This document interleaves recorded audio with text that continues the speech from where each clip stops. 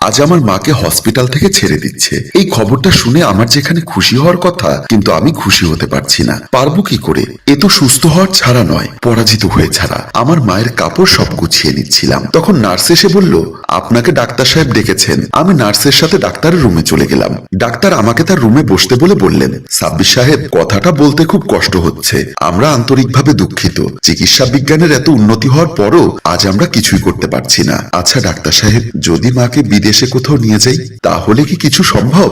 সে আপনি আপনার মাকে চাইলে বিদেশে নিতেই পারেন, কিন্তু কিছু হবে না। আমার মনে হয় না কোনো লাভ হবে। শুধু শুধু বিদেশের মাটিতে দৌড়াদৌড়ি করবেন। কোনো আশা থাকলে আমি আপনাকে বলতাম। পরের কথাটা বলতে বুকের মাঝে কেমন বেঁধে যাচ্ছিল। তাও বললাম, কতদিন টিকবে মা?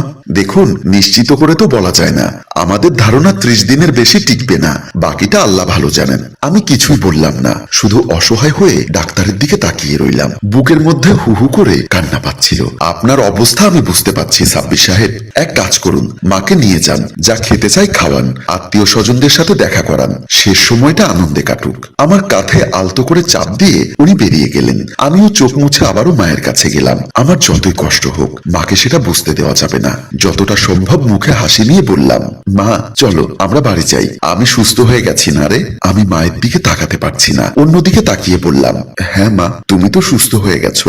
আমি তো বলেছিলাম আমার কিছুই হয়নি। মাঝে মাঝে একটু ব্যথা করে, দুটো ব্যথার ওষুধ খেলেই সেরে যাবে। তুই জোর করে এখানে ফেলে রাখলি। এরা কি সব যন্ত্রপাতি দিয়ে ঘাটাঘাটি করলো, শুধু শুধু তোর খরচ বাড়লো। আমি খুব কষ্টে মুখে হাসি ধরে রাখার চেষ্টা করছি। মনে হয় ঠিক মতো পারছি না। বারবার হাসি হারিয়ে যায়, আবার হাসি। মায়ের ফাইলপত্র সব এনে দিল একজন নার্স। নার্সকে মাথায় হাত বুলিয়ে মা বলল, যাই রে মা, ভালো থেকো। আমাদের বাড়িতে বেড়াতে এসো কেমন? আমি তো এখন অসুস্থ হয়ে গেছি। এই কদিন আমার জন্য অনেক কষ্ট করেছো তুমি, সেটা ফিরিয়ে দিতে হবে তো তোমাকে। বাড়িতে আসলে 3 রকমের পদ দিয়ে রান্না করে খাওয়াবো, আসবে কিন্তু? নার্সটা আমার দিকে তাকিয়ে একটা শুকনো হাসি দিল। ঠিক আছে আসবো, ঠিক আছে আসবো বলে নার্স চলে গেল। মাকে জিজ্ঞাসা করলাম, আজই বাড়ি যাবে নাকি শহরটা ঘুরে দেখবে? তুমি তো ঢাকায় আসতেই চাও না, আবার কবে আসবে ঠিক নেই। হ্যাঁ চল, আজ বরং ঢাকা শহরটাই ঘুরে দেখি। কোথায় যাবে মা? তোর মনে আছে খোকন, একবার তুই টিভিতে শিশু পার্ক দেখে শিশু পার্কে যাওয়ার জন্য কি কান্নাকাটি করেছিলি? তোকে তো তখন নিয়ে যেতে পারিনি। চল আজ যাই। মাকে নিয়ে শিশু পার্কে একটা রেস্টুরেন্টে বসেছি। মা আজকে খুব খুশি। কত কথা যে বলেছে আমার সাথে, আমার শুধু কান্না পাচ্ছে। মায়ের সামনে কাঁদতে পারছি না। আমার মায়ের এমনই ভাগ্য, যখন স্বামী সন্তান নিয়ে কাটানোর কথা, আমাদের 2 ভাই বোনকে মায়ের কাছে ফেলে বাবা চলে গেলেন না ফেরার দেশে। মা আমাদের নিয়ে সংগ্রাম করলেন। ছেলে বড় হয়েছে, এখন একটু আরামাইশ করবে, এমন রোগ মাকে আঁকড়ে ধরলো যা এই দুনিয়ার 2% মানুষের হয়। সারাদিন ঘুরে মাকে বাড়িতে নিয়ে আসলাম।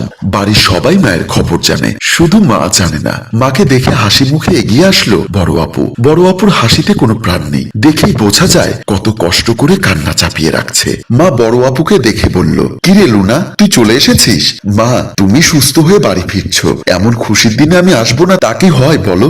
বড় আপু অন্যদিকে তাকিয়ে চোখ মুছলো। ভালোই করেছিস, চলো মা ঘরে চলো। লুনা আপু মাকে ধরে ঘরে নিয়ে গেল। দুলাভাই আমাকে সান্ত্বনা দিয়ে বললেন, চিরদিন কারো মা বেঁচে থাকে না, আমারও নেই। তুমি পুরুষ মানুষ, কথাটা মনে রেখো। নিজেকে শক্ত করো, আরো শক্ত করো। আমি ঘরে বিছানায় আসলাম। আমার ইচ্ছা ছিল মাকে নিয়ে শহরেই থাকবো, কিন্তু মা কিছুতেই বাড়ি ছেড়ে যেতে রাজি হলো না। কি আর করার, মা গ্রামেই রয়ে গেল। শহরে কতবার আনতে চেয়েছি, কিন্তু রাজি হয়নি। এবার যখন প্রথম এলে, মা এত তাড়াহুড়ো করছো কেন? কেন সবাইকে ছেড়ে চলে যাচ্ছ অনেক দূরে? আমার বড় মামা এলেন সন্ধ্যায় এক গাদা বাজার নিয়ে। মা দরজা খুলতেই তিনি মাকে জড়িয়ে ধরে কাঁদতে শুরু করলেন। মা বলছে, কিরে অমন করে কাঁদছিস কেন? আমি তো এখন সুস্থ, আমার তো কিছুই হয়নি। মামা চোখ মুছতে মুছতে বললেন, খুশিতে কাঁদছি রে বুবু।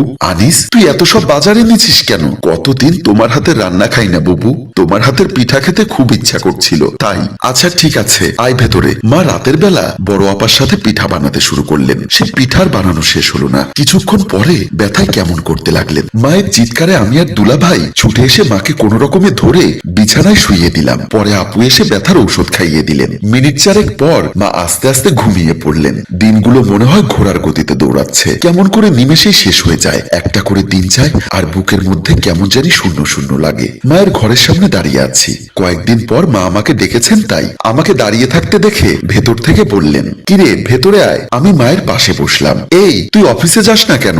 মা, আমার ছুটি। মা অবাক হয়ে প্রশ্ন করলো, কিসের ছুটি নিয়েছিস? আমি কোন রকম মাকে বোঝাতে বলে দিলাম, আসলে আমার অনেকগুলো ছুটি জমে গেছে মা, এখন ছুটি না কাটালে আর কাটাতে পারবো না, তাই কয়েকদিন তোমার সাথে থাকছি বাসায়। মা পরম মমতায় আমার মাথায় হাত বুলিয়ে দিলেন। দিন যেতে লাগলো, রোগটা মাকে একটু একটু করে কাবু করতে লাগলো। আমি অফিস থেকে রাতে বাসায় ফিরে ঘরে যেতে মায়ের ঘরের সামনে উকি দিয়ে দেখলাম আপু মায়ের পাশে বসে হাত বুলিয়ে দিচ্ছে মাথায়। মা বেশ দুর্বল এখন, চোখের সামনে মাকে ক্ষয়ে যেতে দেখছি, কিছুই করতে পারছি না। আমার মতো এত অসহায় সন্তান পৃথিবীতে হয়তো আর নেই। বড় আপা মাঝে মাঝে কেঁদে উঠে মা চোখ ফেরাতে জোর করে হাসার চেষ্টা করে। মা জিজ্ঞাসা করলে বলে, বাবার কথা মনে পড়েছে মা, তাই চোখে জল এসে গেছে। বড় মামা আরেকদিন একটা জিনিস নিয়ে এসে বলল, আপা আজ তোমাকে নিয়ে এটা খেতে ইচ্ছা হলো। এভাবে যে যেভাবে পারছি মাকে খুশি রাখার চেষ্টা করে যাচ্ছি আমরা। মাকে আমরা কিছুতেই বুঝতে দিচ্ছি না যে ওনার হাতে সময় খুব কম। কিন্তু আপু, দুলাভাই, মামা সবাই জানি যত দিন যাচ্ছে আর মা কেমন দুর্বল হয়ে যাচ্ছে, আমাদের আশা কেমন ফুরিয়ে যাচ্ছে একটু একটু করে। আমার মন বলে হুট করে মা ভালো হয়ে যাবে। এই হয়তো বলবে, দেখ আমি সুস্থ আছি, তোর সব ডাক্তার ফাক্তার সব ভুয়া। সেদিন রাতে মায়ের হঠাৎ প্রচন্ড ব্যথা উঠলো। মায়ের সারা শরীর কেমন লাল হয়ে গেছে। মা সবাইকে কাছে ডাকলেন। বড় আপা পাশে বসে হাউমাউ করে কাঁদছে। আমি পাশে বসে আছি, আমার প্রচন্ড কান্না পাচ্ছে। আমার মনে হচ্ছে আমার মা আর থাকবে না, এটাই বোধহয় মায়ের সাথে শেষ কথা।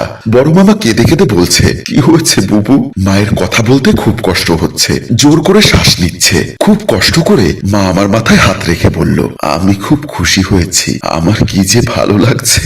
আমার আপন মানুষগুলো আমায় এত ভালোবাসে, আমাকে মরতে দিতে চায় না। বাবারে, মানুষ তো চিরদিন বাঁচে না। মার কথা বলতে পারলো না, কেমন ছটফট করতে লাগলো, চোখ বড় বড় হয়ে গেল। একটা সময় আমার মা ঘুমিয়ে পড়ল। সেই ঘুম আর ভাঙলো না। আমি বুঝে গেলাম আমার মা আর আমাদের মাঝে নেই। তিনি এখন অনেক দূরে চলে গেছেন আমাদের ফেলে। তিনি এখন অনেক দূরে চলে গেছেন আমাদের ফেলে। আপু আর মামা হাউমাউ করে কাঁদলেও আমি আর কাঁদতে পারিনি। সম্মানিত ভিউয়ার্স, আমাদের গল্পটা কেমন লাগলো তা আমাদের কমেন্ট করে জানাবেন। গল্পটির রচনায় অভিক।